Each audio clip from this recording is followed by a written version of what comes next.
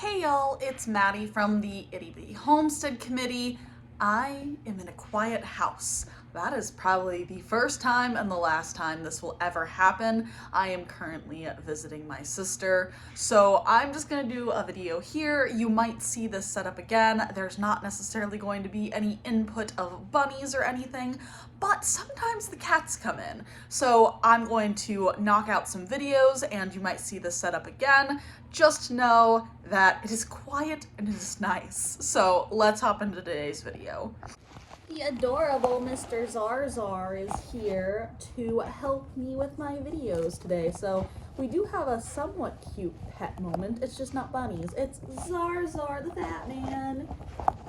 One of the questions I had in a previous video was asking about the importance of parents on the size of a rabbit, and then also the grow out of kits and how important size is in your lines. So I figured we could talk about that today and kind of go over genetics when it comes to growth and sizes. So let's hop into it. So to start off with, size is mostly genetic.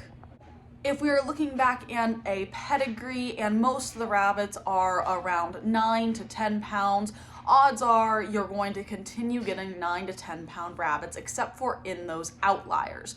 Now, we do see outliers in the smallest ranges through a lot of times runts, and sometimes in the larger regions. You can also see it in Rex breeds if the dwarf gene was ever introduced back and back and back. Every once in a while, you'll get that throw gene come forward, and you'll have these very petite looking animals, and sometimes you'll see people call them mega runts. But when it comes to sizes in rabbits, it's so important to look at the pedigree and to see if you see a fluctuation in those sizes amongst the pedigree. Especially if you are breeding for a purpose such as meat and you want large animals, or you are breeding for show and you have to meet the standard of perfection. I feel like y'all needed an interlude, so again, Zarzar the fat cat for your enjoyment to get away from me. Another big point when it comes to rabbits for a lot of people is showing them.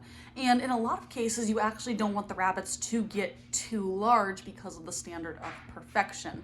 And when you look in the standard of perfection, it'll tell you a range an animal must be. For instance, when I show Mini Rex, Strawberry, although he has beautiful type and produces beautiful babies, he himself is normally about 3 ounces overweight, which is very frustrating. It's so frustrating, but because of that, it's very difficult to show him. So what I do is when I look in a pedigree, I am very particular in my Mini Rex to make sure that they are within the standard range. And if they are outside the standard range, I want them to be in the low end compared to the high end, because I know Strawberry is going to bring that weight up just because he is very large and genetically speaking, he can pass that on to his kids. Now, the biggest reason this all came up is in my silver fox litter. Baby Beluga, which is the runt of the litter, has the best type. She is absolutely gorgeous. She has a really nice quality to her. Her fur is really nice. And granted, they are only about 10, well, I guess now they'd be closer to 11 weeks old, and they can grow out further. We are seeing the best shape with that runt. So the question is, since I'm showing these animals and I want the best type possible, would it be best to keep the runt even though it has the best type?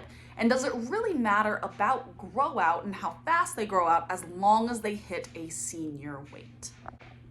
And the biggest answer I'm going to give you is up to you. It's going to be your choice in whether or not you want to keep a small animal, put the food and the money and the time into it to see if it gets there, and then also if your lines are slower growing.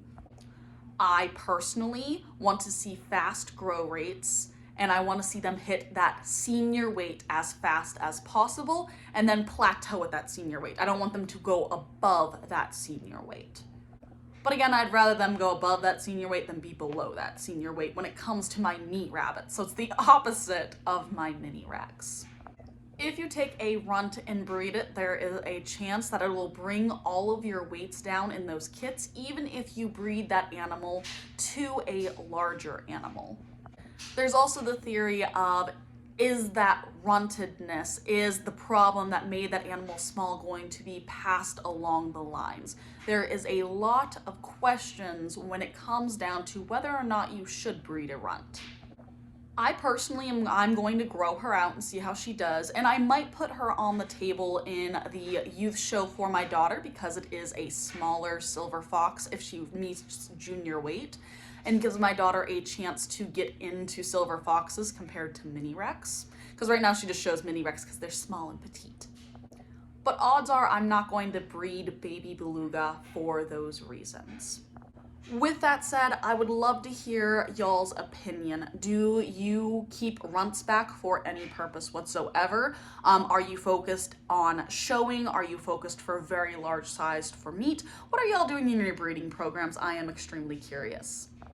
But anyway, that's all I have for y'all. If y'all have any questions, I'm going to try to start making videos that revolve around people's questions instead of just answering them in the comments.